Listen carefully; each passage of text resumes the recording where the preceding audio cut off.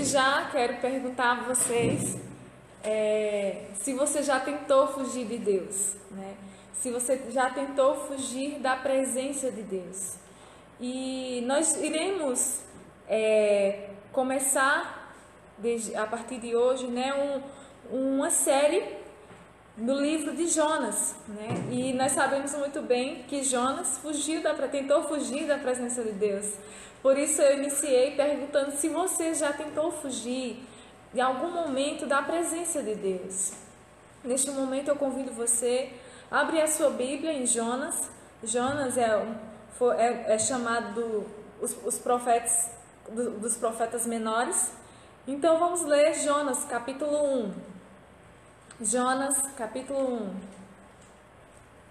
diz o seguinte: a palavra do Senhor veio a Jonas, filho de Amitai, com esta ordem: vá depressa à grande cidade de Nínive e pregue contra ela, porque a sua maldade subiu até a minha presença. Mas Jonas fugiu da presença do Senhor, dirigindo-se para Tarsis. Desceu à cidade de Jope, onde encontrou um navio que se destinava àquele porto. Depois de pagar a passagem, embarcou para Tarsis para fugir do Senhor. O Senhor, porém, fez soprar um forte vento sobre o mar, e caiu uma tempestade tão violenta que o barco ameaçava arrebentar-se. Versículo 5. Todos os marinheiros ficaram com medo, e cada um clamava a seu próprio Deus, e atiraram as cargas ao mar para tornar o navio mais leve. Enquanto isso, Jonas, que tinha descido ao porão e se deitara, dormia profundamente. O capitão dirigiu-se a ele e disse: como você pode ficar aí dormindo? Levante-se e clame ao seu Deus. Talvez ele tenha piedade de nós e não morramos. Então, os marinheiros combinaram entre si: vamos lançar sortes para descobrir quem é responsável por esta desgraça que se abateu sobre nós. Lancemos sortes, e a sorte caiu sobre Jonas. Por isso, lhe perguntaram: diga-nos, quem é o responsável por esta calamidade? Qual é a sua profissão? De onde você vem? Qual é a sua terra? A que povo você pertence? Ele respondeu: eu sou hebreu, adorador do Senhor, o Deus dos céus, e que fez o mar e a terra. Então os homens ficaram apavorados e perguntaram: o que foi que você fez? Pois sabiam que Jonas estava fugindo do Senhor, porque ele já lhes tinha dito, visto que o mar estava cada vez mais agitado. Eles lhe perguntaram: o que devemos fazer com você para que o mar se acalme? Respondeu ele: peguem-me e joguem-me ao mar, e ele se acalmará, pois eu sei que é por minha causa que esta violenta tempestade caiu sobre vós. Verso 13. Ao invés disso, os homens se esforçaram ao máximo para remar de volta à terra, mas não conseguiram, porque o mar tinha ficado ainda mais violento. Eles clamaram ao Senhor: Senhor, nós suplicamos, não nos deixes morrer por tirarmos a vida deste homem. Não caia sobre nós a culpa de matar o inocente, porque tu, ó Senhor, fizeste o que desejavas. Em seguida, pegaram Jonas e lançaram ao mar, enfurecido, e este se aquietou. Tomados de grande temor ao Senhor, os homens lhe ofereceram um sacrifício e se comprometeram por meio de votos. O Senhor fez com que um grande peixe engolisse Jonas, e ele ficou dentro do peixe 3 dias e 3 noites. Senhor Deus, Pai bendito, te pedimos, ó Pai, que o Senhor ministre aos corações nessa noite, que o Senhor fale profundamente, Senhor, e que as nossas vidas, ó Pai, possam ter, Senhor, possa ter compreensão, Senhor, da Tua palavra, e que possa gerar fruto, Senhor, para a Tua glória. Em nome de Jesus Cristo. Amém. Meus irmãos, a Bíblia, ela narra uma história de Adão e Eva. E eles estavam tentando se esconder da presença de Deus no Éden. O próprio Deus disse: Adão, onde estás? E Adão disse: ouvi a tua voz no jardim, e porque estava nu, tive medo e me escondi. E Deus disse: quem te fez saber que estavas nu? Comeste da árvore de que te ordenei que não comesse? Adão falou. A mulher que me deste por esposa, ela me deu a árvore e eu comi. Então Deus disse, que isso que falou para a mulher? Que isso que fizeste? A mulher disse, a serpente me enganou e eu comi. Meus irmãos, de igual modo, assim como Adão e Eva tentaram se esconder da presença de Deus, Jonas também tentou fugir da presença de Deus. Nós sabemos muito bem que Jonas é conhecido como o profeta menor na literatura do Antigo Testamento. Não que o profeta fosse menor por estatura, mas em termos de literatura nós vemos que nesse livro são contidos 4 capítulos. Esses capítulos são um relato de um momento específico da vida de Jonas. Os capítulos são diferentes. Em cada capítulo nós encontramos um pano de fundo que perdura todo o capítulo. E este livro ele é considerado o maior livro missiológico do Antigo Testamento.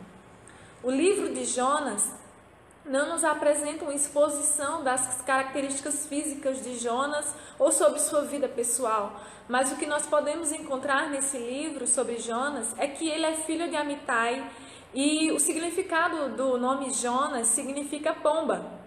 E nós encontramos também falando sobre Jonas, um profeta, em 2 Reis, capítulo 14, verso 25, falando de um profeta com o mesmo nome e que profetizou durante o reinado de Jeroboão II. Então, dessa forma, nós podemos datar esses acontecimentos do livro de Jonas do século VIII a.C.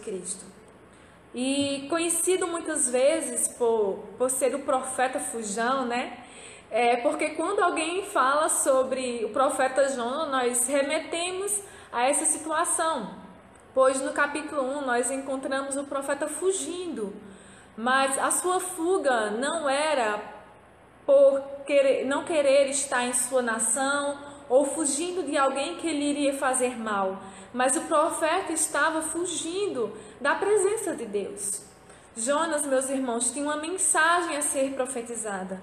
E diferentemente das mensagens dos profetas que nós vemos, Jonas tinha uma mensagem que era apenas 7 palavras que o próprio Deus disse no verso 2, ainda 40 dias e Nínive será destruída. Essa mensagem que o profeta deveria entregar ao povo ninivita, a cidade de Nínive estava localizada no rio Tigre, uma distância mais ou menos de 1000 quilômetros do Mediterrâneo, e Deus enviou o profeta como missionário a um povo ímpio e cruel. Diante todo esse cenário, nós podemos focar no livro de Jonas. Temos 3 personagens, que é Deus, Jonas e os ninivitas. E quem ler o livro de Jonas vai perceber todas as circunstâncias que elenca todo o livro. Jonas tinha uma mensagem dada por Deus a um povo que ele sabia quem era. E o próprio Deus também conhecia. Mas diante das mais adversidades, situações, nós podemos entender o seguinte, meus irmãos, que existe a onipresença de Deus nas circunstâncias da vida. Existe a onipresença de Deus nas circunstâncias da vida. Mas quais as lições? Nós podemos nos perguntar quais as lições que nos ensinas nessa noite por meio da vida de Jonas. Então nós encontramos aqui 2 lições primeiramente que ninguém pode fugir da presença de Deus. Ninguém pode fugir da presença de Deus. Nós encontramos isso no verso 1 ao 10, em que já lemos aqui.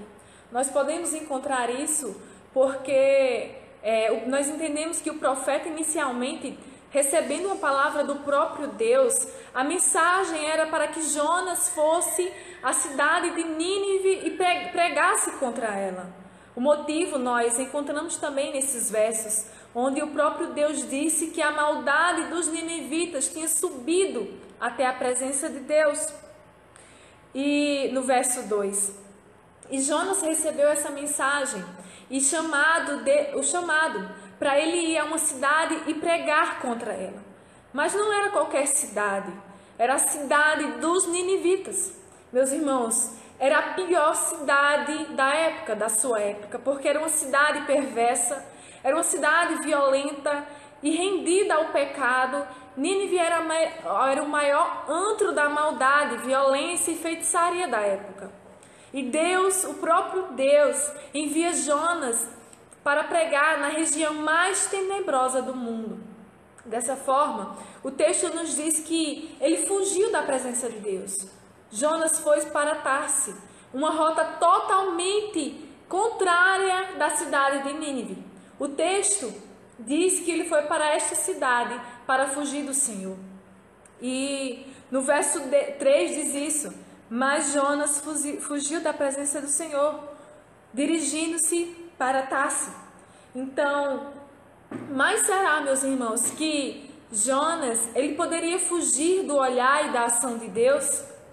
O verso 4 já nos responde isso, porque o próprio Senhor, o verso 4 diz que o próprio Senhor fez soprar um vento forte sobre o mar, e caiu uma tempestade tão violenta que o barco ameaçava arrebentar-se.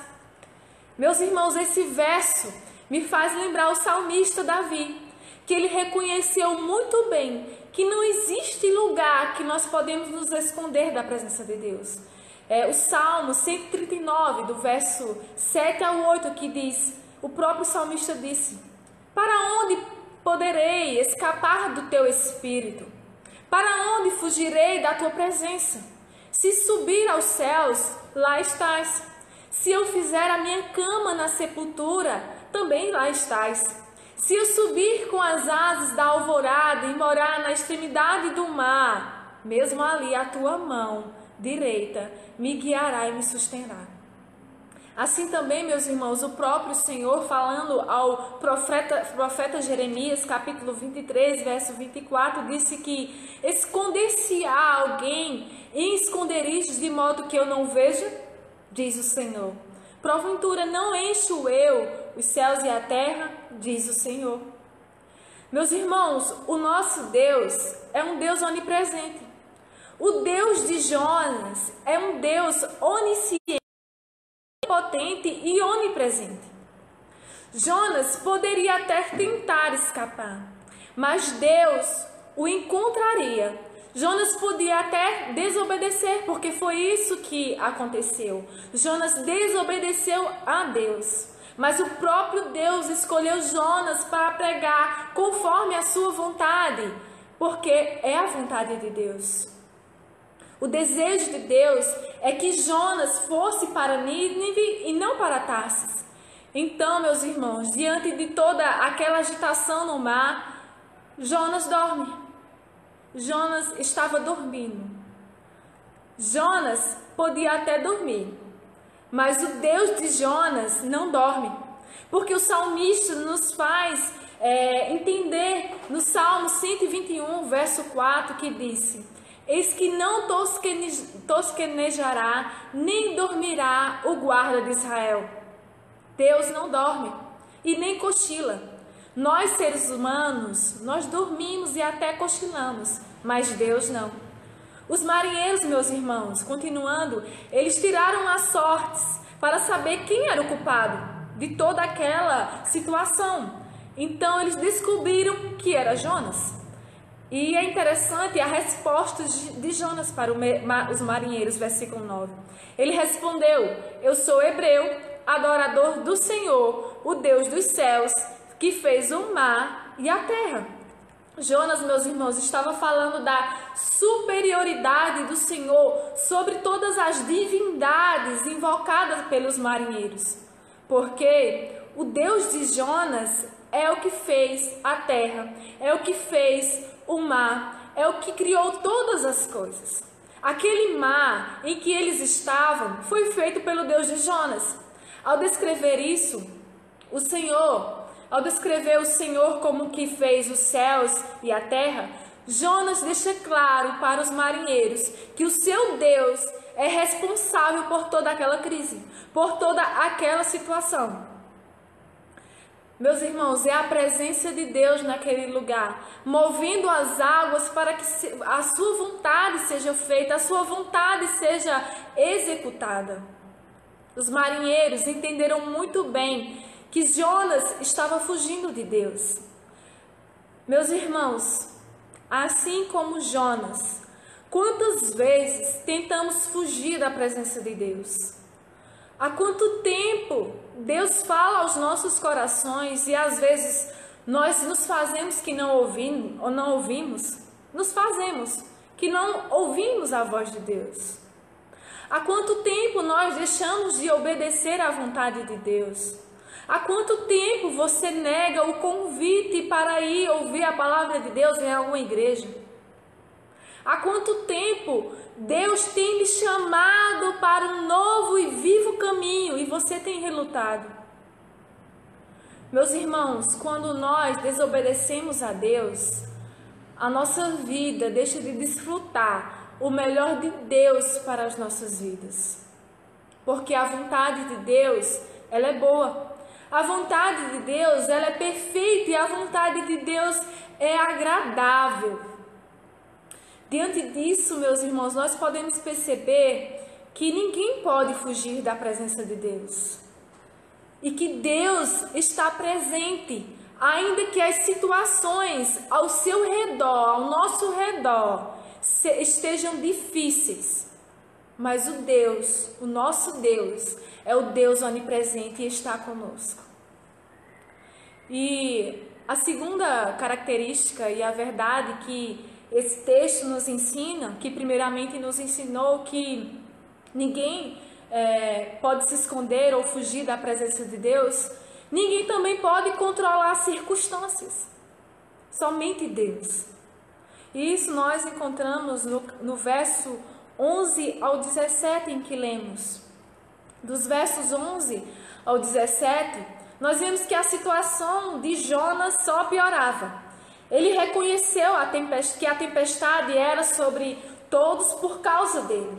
Ele sabia que Deus estava fazendo isso devido à sua desobediência.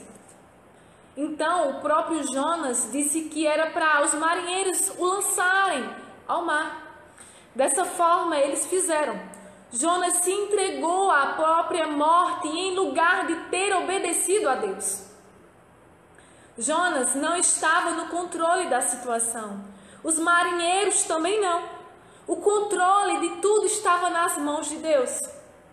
Jonas, meus irmãos, é lançado ao mar sem sequer uma palavra de arrependimento de Jonas.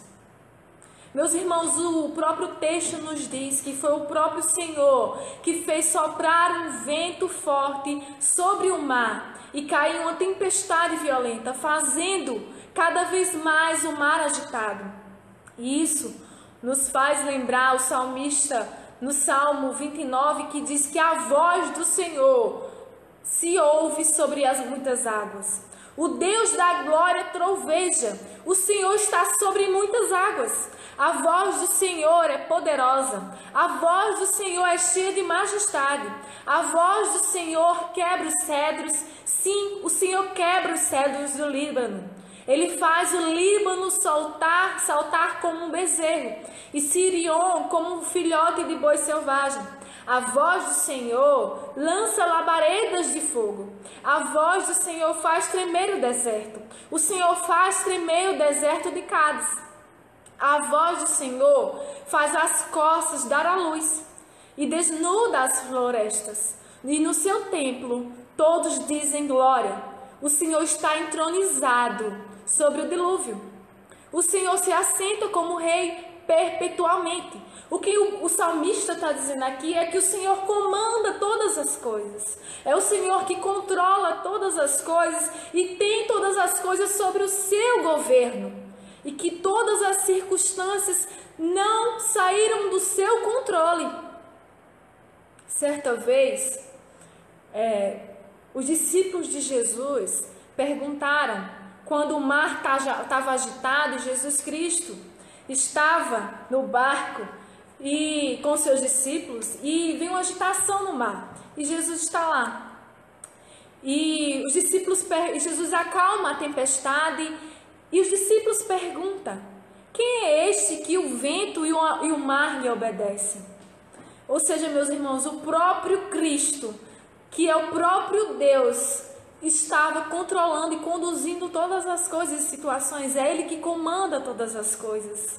E que nada foge do seu controle. Por quê? Porque tudo está sujeito à vontade de Deus. O próprio Deus é o Senhor sobre todas as coisas, sobre a terra, sobre o mar e tudo que neles há.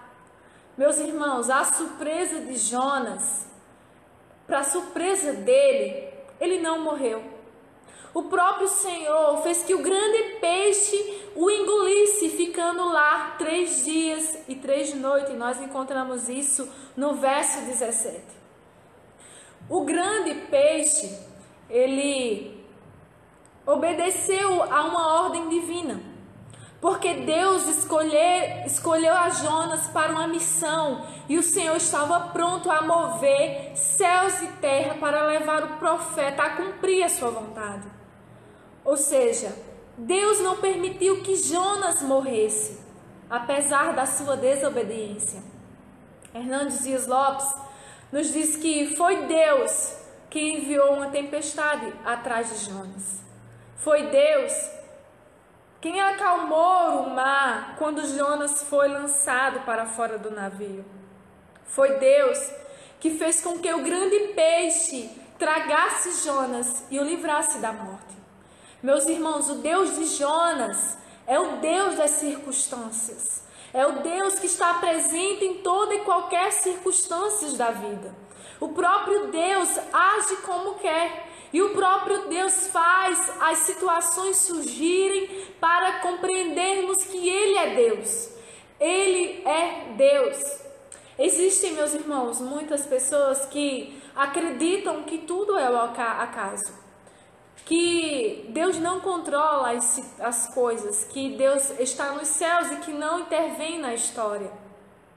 E é por meio desse capítulo, meus irmãos, o capítulo 1 de Jonas, que nós entendemos que Deus, Ele é onipresente e que cria as circunstâncias muitas vezes para mostrar que a sua vontade, ela é feita, e assim, ela não somente é feita no céu, mas ela é feita no céu e na terra. A sua vontade, ela é feita e é perfeita sobre as nossas vidas. Para concluir, meus irmãos, eu listei algumas atitudes aqui que nós devemos ter diante de toda essa exposição do capítulo 1 de Jonas, que nós devemos primeiramente obedecer a Deus, a sua palavra. As escrituras são a fonte máxima de toda a autoridade na vida do cristão. E é necessário termos discernimentos sobre o que provém de Deus, do maligno e do mundo. E somente assim nós teremos, quando orientados pelos meios da graça, que são a leitura das sãs doutrinas e o culto diário de oração, o cultivo diário de oração. Certamente, meus irmãos, Deus está presente conosco em toda e qualquer circunstância da nossa vida, a mais adversa possível, nos dando a sabedoria necessária para nós resolvermos as situações difíceis e contrárias à nossa vida. A segunda atitude que nós devemos ter, nós não devemos achar que nós temos o controle das coisas sobre as nossas vidas. Deus é que tem o controle de tudo em nossas vidas. Tudo que somos, tudo que temos e que haveremos de ser, é pura graça de Deus em nossas vidas. É Deus agindo em nossas vidas para a sua glória, para o seu louvor e para a sua exaltação. Então, meus irmãos, se você está fugindo da vontade de Deus ou de obedecer a Deus, se renda aos pés de Deus. Se renda à graça maravilhosa que Ele nos oferece. Porque o melhor lugar para se estar é no centro da vontade de Deus, em obediência, em santidade, em justiça e em verdade. Que nós, meus irmãos, não possamos fugir da presença de Deus. Nós possamos fugir dos pecados desse mundo. Que nós possamos fugir das coisas ruins, do mal. Que nós possamos fugir das propostas que o mundo nos oferece. Que nós possamos fugir de tudo aquilo que não agrada a Deus. Neste momento, eu gostaria de orar por você. Senhor Deus, Pai bendito, Deus, Tu és conhecedor de todas as coisas. Como é bom, Senhor, saber e entender e compreender e ser ministrado, Senhor, nessa noite, entendendo que é o Senhor que é o dono de todas as coisas. E entendendo, Senhor, que o Senhor é onipresente sobre todas as circunstâncias da nossa vida, assim como o Senhor foi na vida de Jonas, Pai. Nós te pedimos, ó Pai, por todos aqueles que nos ouvem nesse momento. Nós te pedimos, ó Pai, que o Senhor renove as forças, que eles possam, Senhor, cumprir a Tua vontade em obediência, não fugindo, Senhor, da Tua presença, não desobedecendo a Ti, não desobedecendo a Tua santa palavra, Senhor, mas que os nossos corações estejam rendidos diante da Tua presença em obediência, Senhor. Faz, Senhor, isso, produz isso nos nossos corações e que nós possamos entender que a melhor vontade, Senhor, o melhor caminho a se seguir é o Teu. Seguir o Teu caminho, Senhor. Que o Senhor possa nos abençoar nessa noite e que a Tua palavra, Senhor, possa, Senhor, produzir frutos para o Teu reino, Senhor. Nós te pedimos perdão, Senhor, por tantas vezes, ó Pai, que tentamos fugir da Tua presença em desobediência, Pai. Perdoa-nos, ó Deus, e nos livra de todo o mal. Em nome de Jesus.